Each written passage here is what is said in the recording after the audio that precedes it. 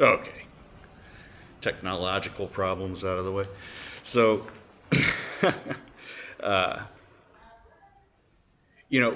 we've all heard exhortations about why bad things happen to good people.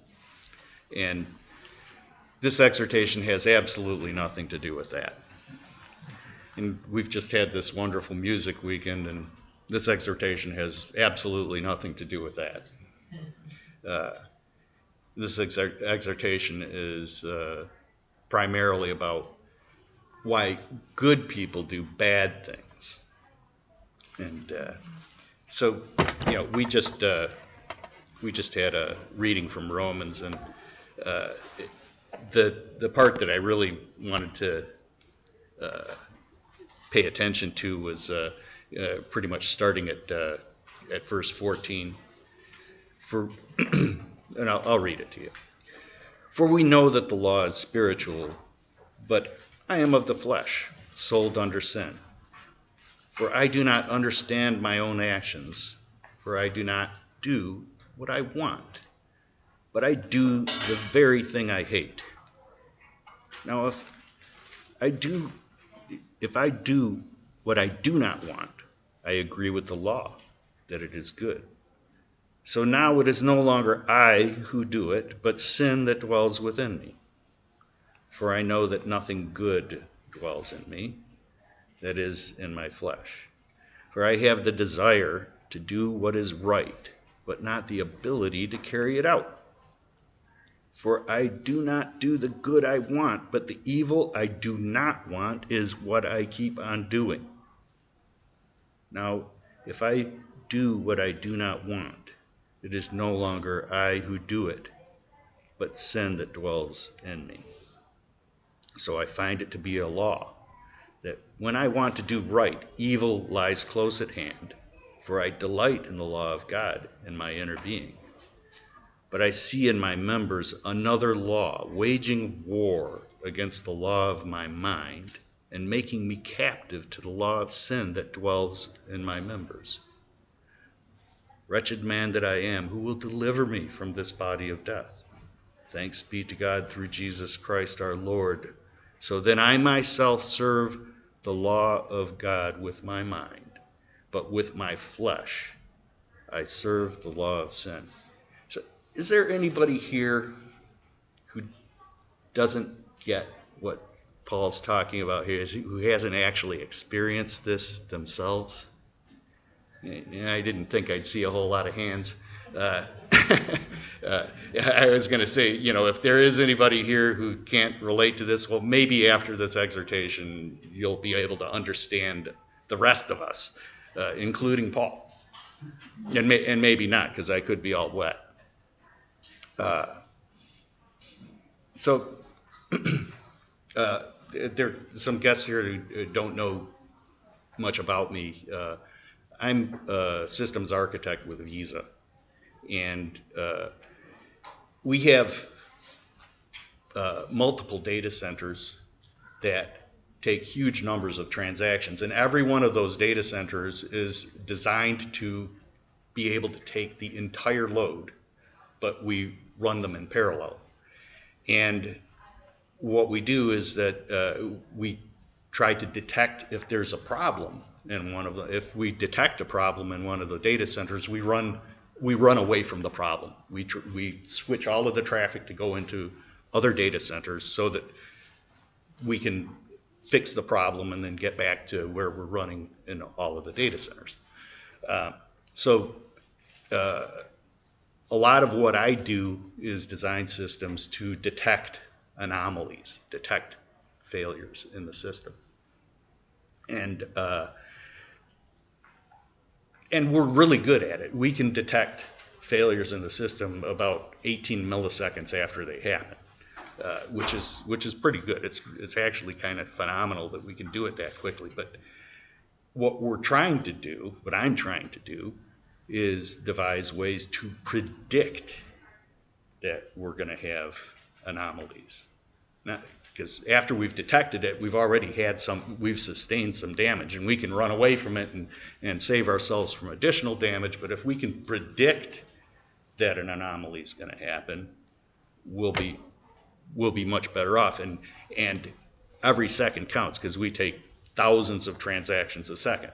So if we can if we can predict an anomaly 30 seconds before it happens, we've saved thousands and thousands of transactions. So detecting anomalies is not difficult, but predicting anomalies is devilishly difficult. But we do it all the time. We humans do both. We detect anomalies all the time, and we also are really good at predicting anomalies. And I'll give you a couple of examples here. Okay, so anomaly detection is something like this. So let's say I were standing in the corner of the lot over there, and I observed John and Rachel standing by their car. Let's say that John was kind of standing with his arms folded and looking at his feet and kind of got a sheepish look on his face. And Rachel, this is hypothetical, by the way. This would never actually happen in real life, but just for the sake of the example. And then Rachel's, standing with her hands on her hips, and then they go up into the air, and then her hands are back on her hips, and I can't hear anything that's going on, but I can see her mouth moving and so forth, and I'm standing well away from them. But even with that little bit of information, I would have detected an anomaly in the wedded bliss that otherwise describes their relationship, nominally speaking. So that's anomaly detection. Now, anomaly prediction goes something like this, or an example of it at any rate. And this is highly hypothetical, because this would never, ever happen. Let's say that John were to observe me, observing a member of the opposite sex, maybe paying a little too careful attention to that, and at the same time, he were to notice Jen noticing me, noticing the same thing. John would be able to predict that there would be an anomaly in the wedded bliss that otherwise describes our relationship. And you can see where the one is pretty deterministic. I can see something's wrong, and it's already wrong. I don't know what it is that's wrong, but it's wrong. But in this case, there's a huge amount of nuance involved. There's a lot more data involved. There are a lot of data points involved. Moreover, the things that John would have been noticing to allow him to make that prediction, he wouldn't even be aware of until he was like 13 years old or so. He would not have assimilated enough information about how humans work and what their relationships are like to be able to make that prediction.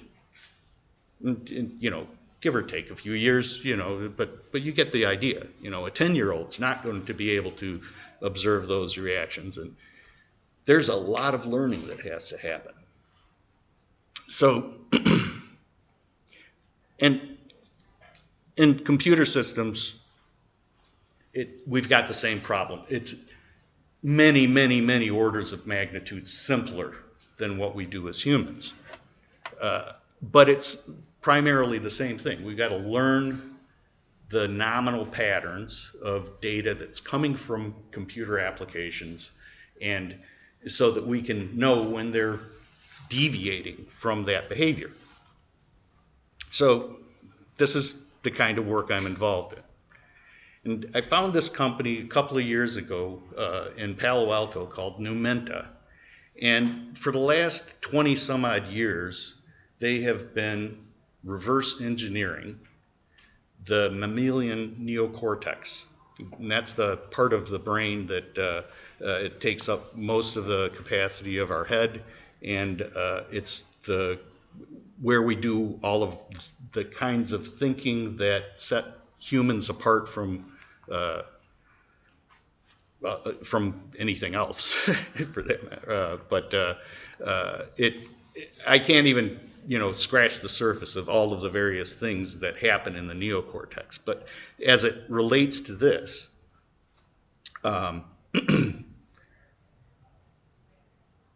this is the research that has happened at Numenta has resulted in some algorithms that I've been trying to use for anomaly prediction.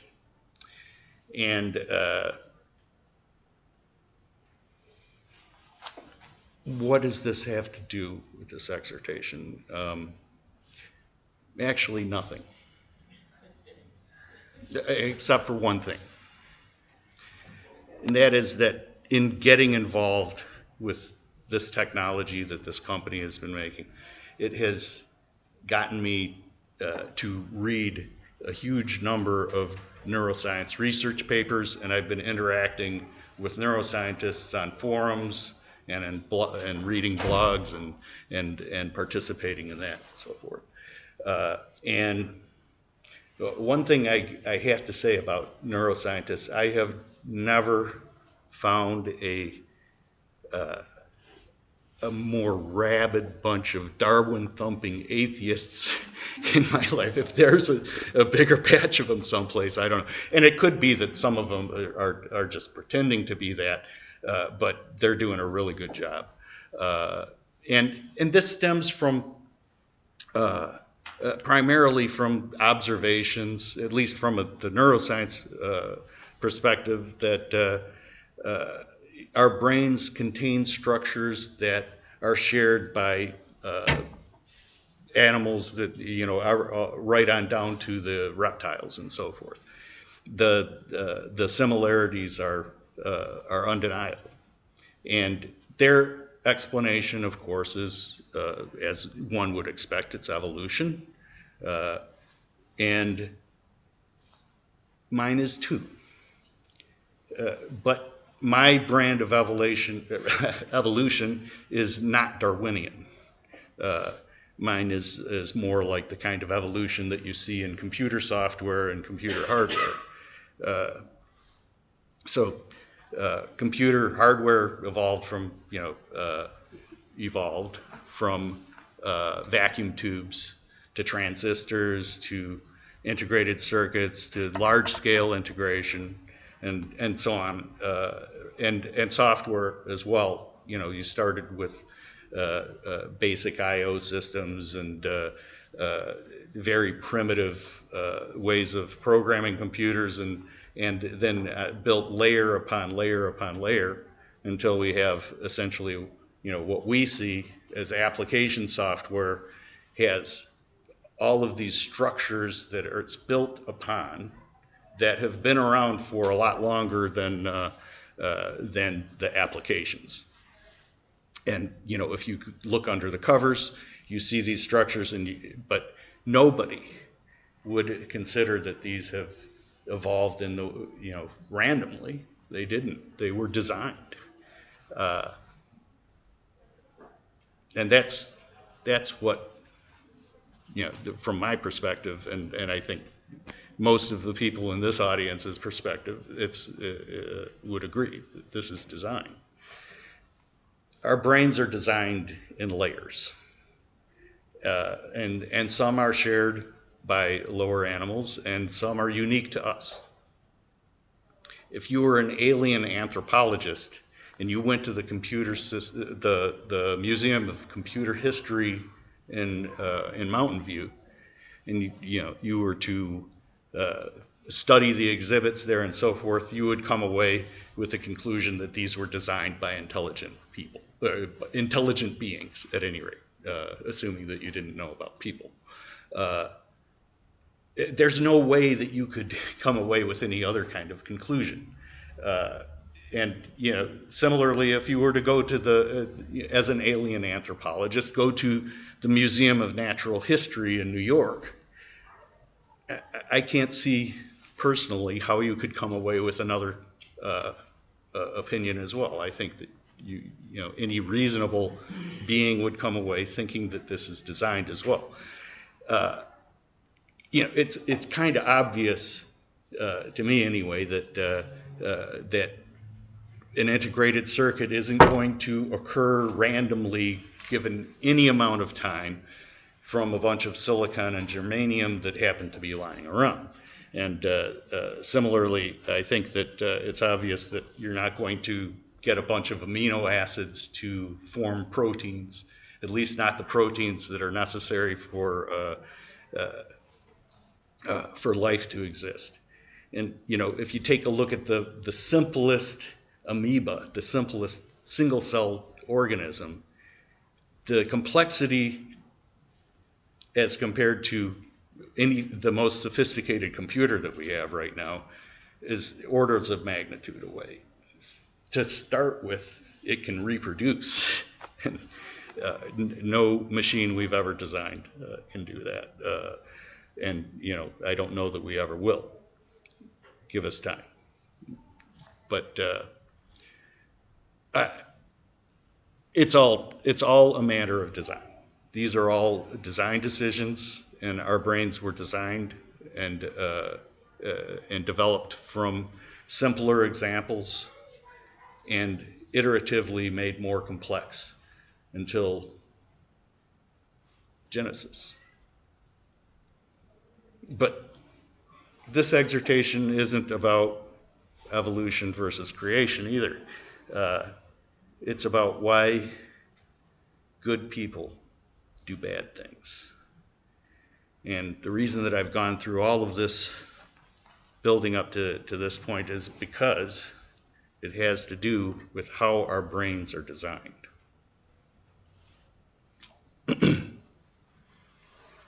So in my opinion, in Genesis, the section of Genesis that we refer to as the fall of man probably should be referred to as the enlightenment of man. There's no place in the word that it makes reference back to Genesis as the fall of man. I looked for it. I can't find it. It's a title that we give that section. But I think it's the first place that we understood that we are designed to sin. It's part of the design. It's built into us. We have a collection of design features in our brain that neuroscientists collectively refer to them as the reward circuit. And it happens that it's shared with reptiles. It's a basic survival mechanism. It's the piece of our brain that entices us to propagate the species.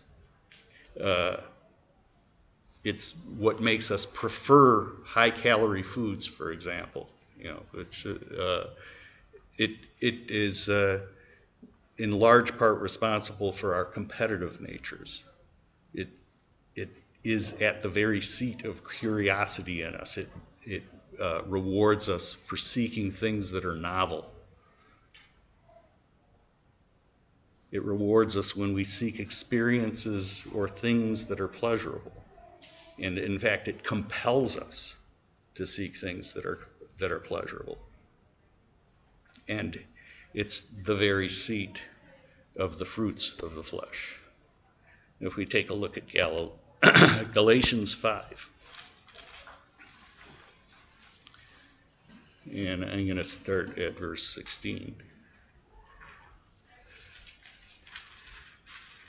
But I say, walk by the Spirit, and you will not gratify the desires of the flesh. For the desires of the flesh are against the Spirit, and the desires of the Spirit are against the flesh. For these are opposed to each other to keep you from doing things you want to do. But if you are led by the Spirit, you are not under the law. Now the works of the flesh are evident: sexual immorality, impurity, sensuality, idolatry, sorcery, enmity, strife, jealousy, fits of anger, rivalries, dissensions, divisions, envy, drunkenness, orgies, and things like these. So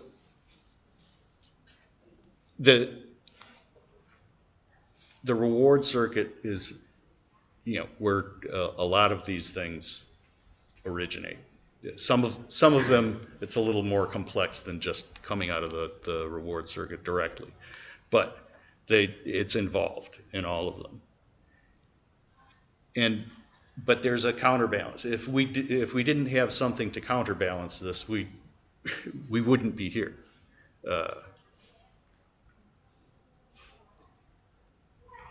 We have this other design feature called the neocortex.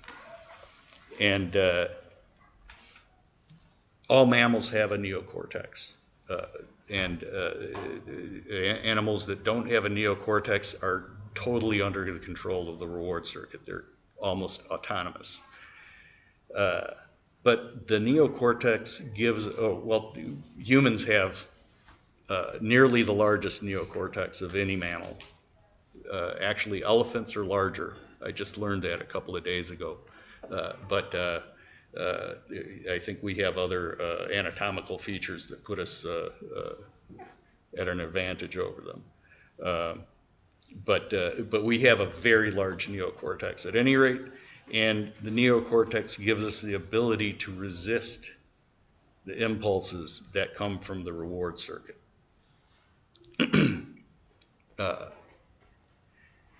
But it doesn't control it. We don't control the reward circuit. It kind of has a life of its own. And it creates what we call a race condition. So the reward circuit creates desires in us. And it does so before the neocortex can do anything about it. It's only after we have an impulse, a desire, anger, impatience, or any other of the other fruits of the reward circuit that the neocortex has a chance to intervene. And, a good example, and we all have experienced this, and I'll give you an example. And this may not be your example, but I think you can relate to it regardless of whether or not it really speaks to you specifically, is that if you're at a buffet and you walk by the dessert table and you see a yummy piece of cheesecake, and you just, without even thinking, reach out, grab it, and find yourself eating it, even though you know what the scale said that morning. And your neocortex is there saying, you know what the scale said this morning. What are you doing? And the neocortex and the reward circuit is saying, I'm eating this piece of cake. It's yummy. But the other side of this is that you walk by the dessert table and you have that impulse. You might even be reaching out for it. You might even have it in your hand, and then you say, yeah, I know what that scale said this morning. And you put it down. And you walk away. You want it. That's the reward circuit telling you want it. Your neocortex is saying, I got a better idea. And that's how. You want to know which is controlling your what you're doing? If you try to act in a certain way and you have this desire to do something else, that's the reward circuit. The neocortex doesn't work that way.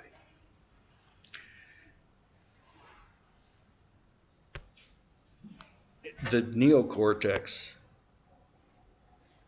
creates the fruits of the Spirit. So back to Galatians, and I'm picking up at verse 22. But the fruit of the Spirit is love, joy, peace, patience, kindness, goodness, faithfulness, gentleness, self-control. If you think about any of those things and consider, do you ever have a just compulsion to do any of these things? And I think not. These are things that are, you've got to think about and nurture. They're not automatic. In a sense, the neocortex is the seat of the Spirit. But as to why good people do bad things, it's the reward circuit. It compels us to do those things. So I'm going to go back to Romans 7, and I'm going to start at verse 23, but I'm going to make a few substitutions. But I see in my reward circuit another law, waging war against the law of my neocortex, and making me captive to the law of sin that dwells in my reward circuit. Wretched man that I am, who will deliver me from this body of death? Thanks be to God through Jesus Christ our Lord. So then I myself serve the law of God with my neocortex, but with my reward circuit, I serve the law of sin. Now, let's take a look at 2 Corinthians 12.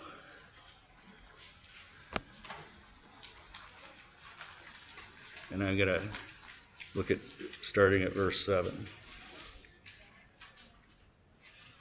So to keep me from becoming conceited because of surpassing greatness of revelations, a thorn was given me in the flesh, a messenger of Satan to harass me, to keep me from becoming conceited. 3 times I pleaded with the Lord about this, that it should leave me. But he said to me, my grace is sufficient for you, for my power is made perfect in weakness.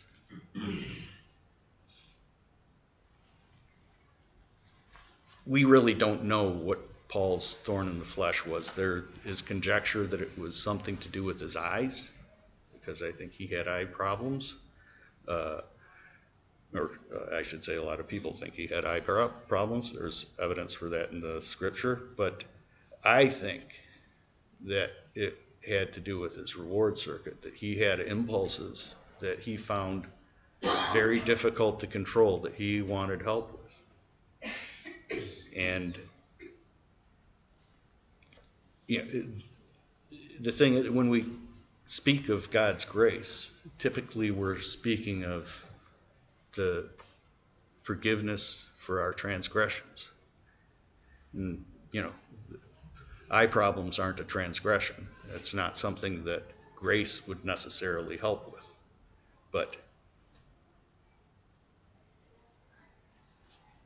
if it's about impulses that, where he is being compelled to sin, that he just can't get a hold of, that he can't control, or maybe he can control it, but it's hard.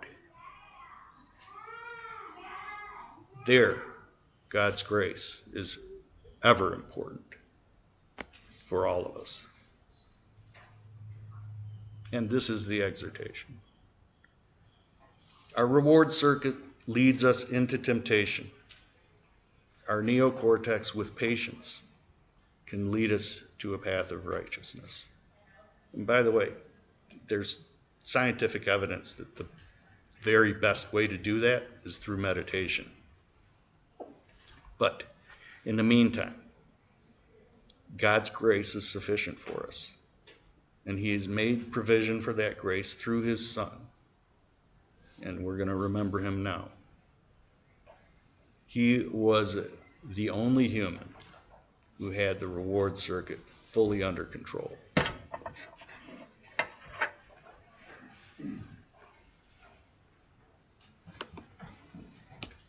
Thanks, Mark.